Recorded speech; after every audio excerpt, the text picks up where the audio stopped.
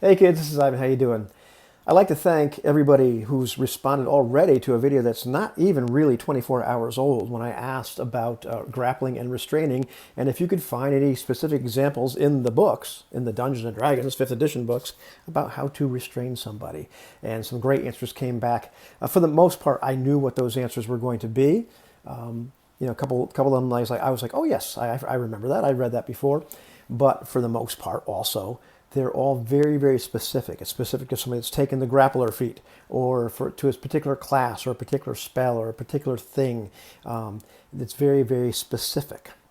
And so I want to go over another, not really mechanic, but another stated action, another stated effect, and see how that actually works and what actually happens according to the rules of this particular game.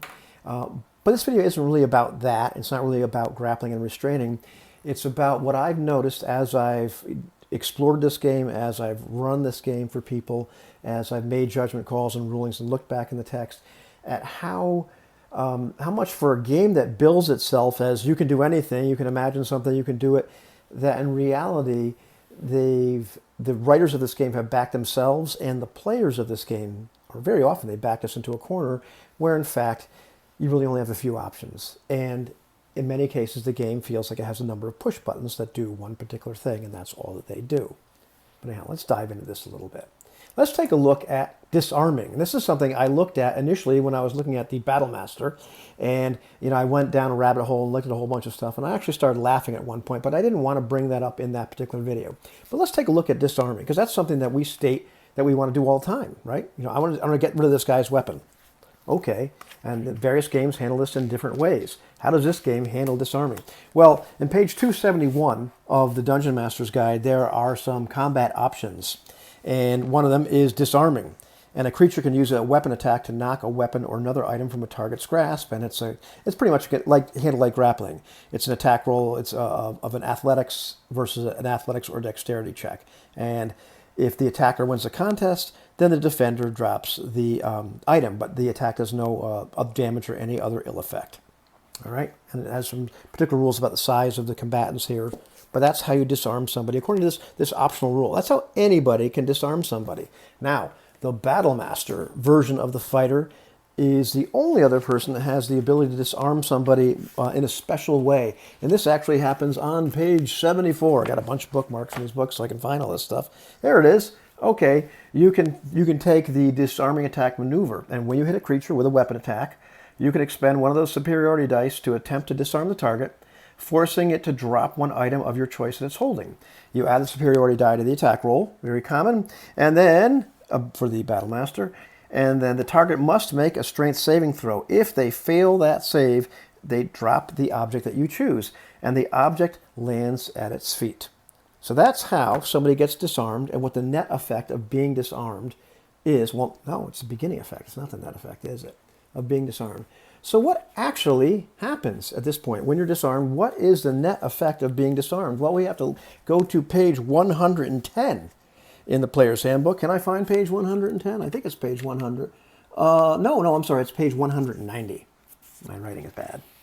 Let's see if we can find page 190. Bear with me as I turn to this non-bookmark page, it appears. That's going to be non-bookmark. But this is it's in the combat chapter. All these things that happen in combat, what have you. And one of the things is called other activity on your turn. And you can do things like interacting with one object or feature of the environment for free during either your move or your action. For example, you could open a door during your move, or you could draw your weapon as part of the same action you use to attack, right? And then it has this little blue sidebar, for lack of a better word, a number of examples of interacting with objects around with you. And one of these particular examples is pick up a dropped axe. Where is it? Right here. I want to make sure I'm not making that up here. Pick up a dropped axe. There we go. Number 3 or 4. Pick up a dropped axe. So, you've been disarmed. You've been disarmed by the Battle Master, the best of the best at this. The object lands at your feet. As a part of your move or your action, which could be your next attack, you can pick up that dropped weapon and you can use it. The effect on you at that point, in terms of you in combat, is effectively 0. Now, doesn't this provoke an attack of opportunity like in old editions? like 3rd edition or something like that? No. Because you can actually go to page 195 of the Player's Handbook, and I can look, they give you rules about attacks of opportunity. Right? 195, yes. And you can make an opportunity attack when a hostile creature that you can see moves out of your reach. And then you can use your reaction to make an attack. And that tells you how to avoid attacks of opportunity. Nowhere in these rules, these specific rules, does it say that picking up a dropped item, an item you've been disarmed of, is going to provoke an opportunity attack by your attacker or anybody else that happens to be there. How about that? The only thing I can see that might happen is perhaps you don't, until it's your turn again, you might not have your reaction. And if or a bonus action, and if the your battle master says, hey, Joe, hit this guy, and you can do that as part of your reaction or bonus action, I forget which. Well, you can't do that because you don't have the weapon in your hand yet. You have to wait for your turn. That's about it when it comes to the net effects of being disarmed. It's not particularly awesome, is it? So, there's also in this page 195, back in the Player's Handbook, there's this little sidebar, this little blue thing right here called Contests in Combat. And it says, battle often involves pitting your prowess against that of your foe. Such a challenge is represented by contests. This section includes the most common contests that require an action in combat, grappling and shoving a creature. The DM can use these contests as models for improvising others. So it's telling you that, yeah, you can use contests like, say, athletics versus athletics or acrobatics to do all sorts of other things. So like other parts of the text, it's letting you know that, yeah, you can make your own stuff up. However, I would say as long as it doesn't contradict what's already in the text. And in fact, let's take a look at the text some more. Page 7 of the Player's Handbook. It talks about, right here, specific beats general. And the book contains rules that govern how the game plays. Yada, yada, yada. Remember, if a specific rule contradicts a general rule, the specific rule wins. Like what happens, for disarm. Like what the conditions are in the back of this book, which I'll get to in a little bit. Like, where does this object land when you get disarmed? Well, it lands at your feet. Interacting with an object for free, like picking up this dropped axe, which you've just been disarmed of. Those are very specific rules. That beats the general, any kind of other general rule we could come up with. In the Dungeon Master's Guide, once again, a look at page 5, it talks a little bit about making rulings. It talks about you being the master of the rules. And it says pretty much that the rules don't account for every possible situation that arise or may arise in a game situation. But a little further down it says, to referee the rules, you need to know them. You don't need to memorize this book or the Player's Handbook, but you should have a clear idea of their context so that when a situation requires a ruling, you know where to find the proper reference. You need to be able to look through these books and, God help you, and know where to find these rules and figure out, what is there already a rule for this? Does a specific beat general in this particular case? So you can't just make this stuff up or decide, what you can, but what you're doing at that point is you're deciding to ignore what these rules say. And if you decide that, yes, you now get an opportunity attack when this guy picks up this dropped axe for free, what you're saying is, I'm going to completely ignore these specific rules written down here. I'm going to violate that specific beats general. I'm going to make up some rulings because I think that works better. Just putting that out there. Now, let's talk about a little bit more about grappling and restraining and all that sort of stuff. Once again, the intent. Now, my intent when I disarm somebody is going to be like an all-for-one regime diabolique where I flip this guy's rapier around and, it's gone. It's 20 feet away from me. It's like in The Princess Bride, where now, the man in black or Inigo Montoya must go run to go get their sword because they've been disarmed of it, and the other fellow is going to be nice enough to let them go do that rather than trying to beat the tar out of them. Remember? That's what I'm imagining. And I think that's what most of us are imagining or intending when we disarm somebody.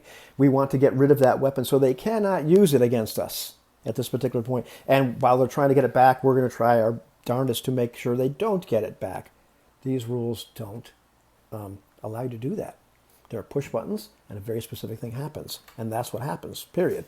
Now, let's take a look a little bit more at the intentions for grappling and what are we really trying to do generally in games when we want to grapple somebody?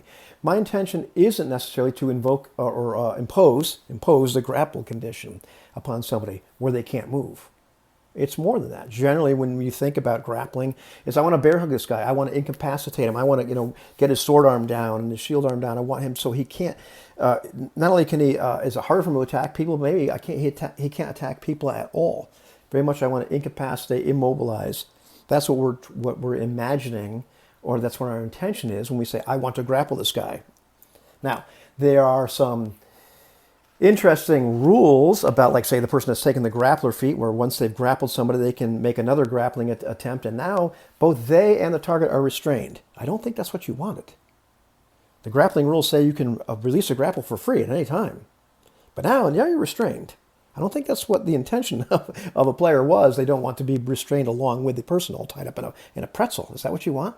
And somebody else mentions this idea that you could grapple somebody and then maybe push them prone. Once again, not exactly the intention. So let's take a look at these conditions here in our Appendix A, which is way back in pages 290 to 292. And I'll take a look at 4 different conditions. Because once again, let's see what these rules specifically say. Now we've got our grappled creature, which is the least of these conditions. And a grappled creature's speed becomes 0 and it can't benefit from any bonus to its speed. Okay? The next condition in this hierarchy, if you will, is restrained.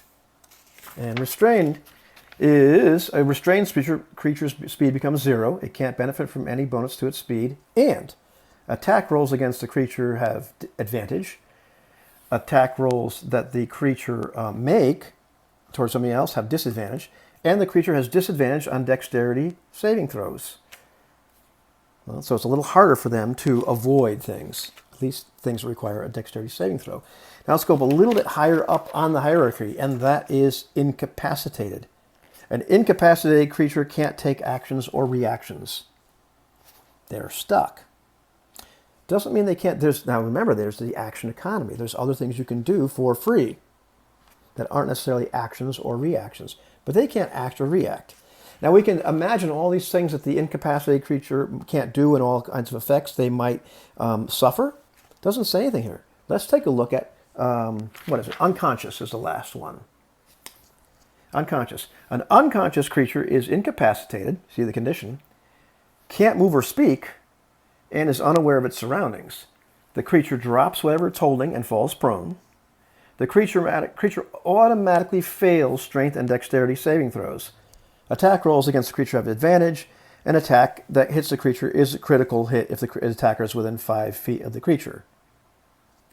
You can't even hit this unconscious creature for free. You have to make an attack roll, and it is at advantage. Okay, I'll give you that. Attack, the creature automatically fails strength and dexterity saving throws. Now you would think that the incapacitated creature might automatically fail these strength and dexterity saving throws. Doesn't happen, right? Because it doesn't say so, and also the unconscious creature, that's what happens. Because the unconscious creature is incapacitated and has all these other effects. The incapacitated creature can move or speak, and they're aware of their surroundings. The unconscious creature isn't. The incapacitated creature doesn't necessarily drop what it's holding and fall prone. Doesn't necessarily fail those strength and dexterity saving throws. So we start to find out, what do these conditions actually mean? And very often my intent is to incapacitate somebody when I'm grappling them. How do I do that? Where are the rules for that? How can anybody do that? How can anybody restrain somebody? And what you find out in these rules is you may have intentions for specific effects in a combat or something else, and the rules tell you, in no uncertain terms, you can't do that. And this is what this condition actually entails, and you can't get somebody into that condition because the rules say you can't. There's no rules on how to do it. And the rules very specifically say when you do this, and you've had the grappler feat, you can restrain somebody, and you're restrained too. So the game has a lot of push buttons, and dare I say it, in some cases feels an awful lot like a video game. There isn't a lot of things that you can do. There's not a lot of wiggle room very often with the rules. This rule produces this effect and this effect only, and the only way to get this effect is to do that, or to have this talent or this feat or use this particular spell. And the things we imagine ourselves doing or imagine our characters doing, we can't get there if we're following the rules, unless the game master decides to not use specific beats general, but make rulings and say we're going to ignore these rules. And that's something that's disturbed me about how this game is written. And my intention for the series is not to, for the old man Ivan to bash this game. My intention was to see, what is this game really like? And unfortunately, very often I see that, I want to believe that it's intentional, but sometimes through poor design, through not logically seeing, where does this actually go? And talking to some of my friends, I have been given some insights into how that might have happened, which is fascinating in and of itself. But as my friend Jose says, you can't be rules light and crunchy at the same time. And I believe that's what this game has tried to be. And unfortunately, it's failed at being either.